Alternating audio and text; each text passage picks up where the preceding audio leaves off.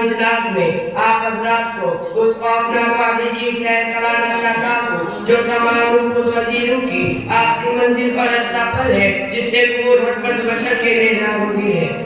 اس سے میری امید موت سے متعلقات ہے تو سب سے پہلے میں موت کی حقیقت بیان کرتا ہوں۔ کسی شاعر نے موت و حیات کے الفاظ میں عکاسی کی ہے۔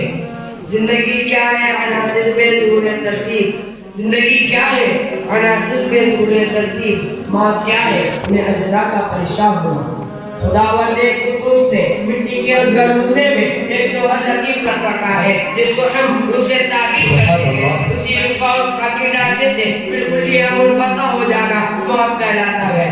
اور یہ ایسی چیز ہے جس کا مزہ ہر زیروں کو چکنا پڑتا ہے۔ رب السماوات والارض نے ارشاد فرمایا کل نفس ذائقۃ الموت، ہر نفس کو موت کا مزہ چکنا ہے۔ دوسری کا رب الارباب نے اعلان فرمایا اینما تکونوا یدرککم الموت ولو کنتم فی بروج مشیدہ، تمہیں موت آ پہنچے گی، تمہیں موت آ پکڑے گی اگرچہ تم محفوظ مسرور قلعے میں مقید اور محفوظ کیوں نہ ہو۔ چنانچہ فرعون ہو یا شداد، حامان ہو یا ولی ہو یا قطب، بعد ہو یا عبدال، العظم پیغمبر ہو یا منتخب اور برگزیدہ رسول، بادشاہ ہو یا وزیر، امیر ہو یا غریب، چھوٹا ہو یا بڑا، بچہ ہو یا بوڑھا، مرد ہو یا عورت، گھر لے کے ہر ایک کو اس میں رحم موت نے آدھا بوجھا اور مال و دولت، حکومت و سیادت، رعب و دبدبہ، جنگ و جلال، نبوت و ولایت کسی کو بچا نہ سکی۔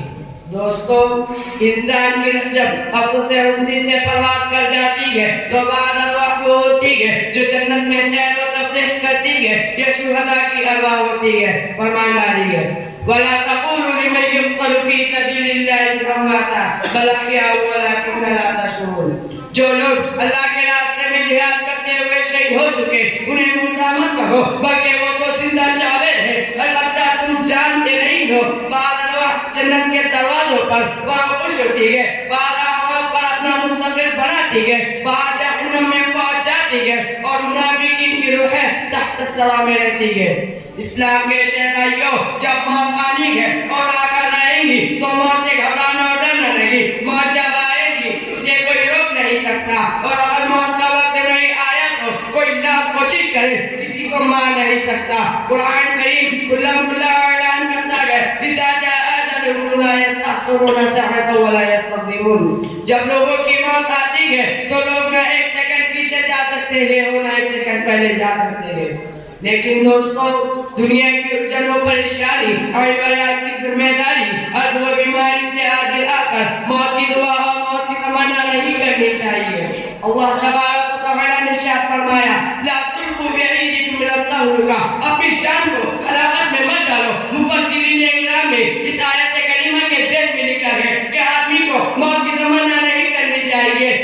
خدا سرکار دو عالم صلی اللہ علیہ وسلم نے ارشاد فرمایا لا تتمنوا الموت، موت کی تمنا نہ کرو، لیکن افسوس افسوس ایک تو ہمارے اعمال، ہماری نماز، ہمارا روزہ، ہماری زکوٰۃ اس قابل نہیں کہ اللہ کی بارگاہ میں اپنے آپ کو پیش کرے۔ پھر بھی جب کسی مصیبت سے دو چار رہتے ہو، کسی رنج و غم میں مبتلا ہوتے ہو تو فوراً موت کو پکارتے ہیں، موت کی صدائیں بلند کرتے ہیں، موت کی تمنا کرنے لگتے ہیں، اور خصوصاً عورتیں یہ گویا ہوتی ہے کہ ایسی زندگی سے موت بہتر ہے۔ محترم دوستو، حضور صلی اللہ علیہ وسلم نے فرمایا آدمی جب مر جاتا ہے تو ہر طرح کے اعمال منقطع ہو جاتے ہیں، لیکن تین چیزیں ایسی ہیں جن کا سلسلہ ثواب مرنے کے بعد بھی پہنچتا رہتا ہے۔ ان میں سے ایک اولاد صالح ہے جو اس کے لیے دعا کرتی ہے، دوسری چیز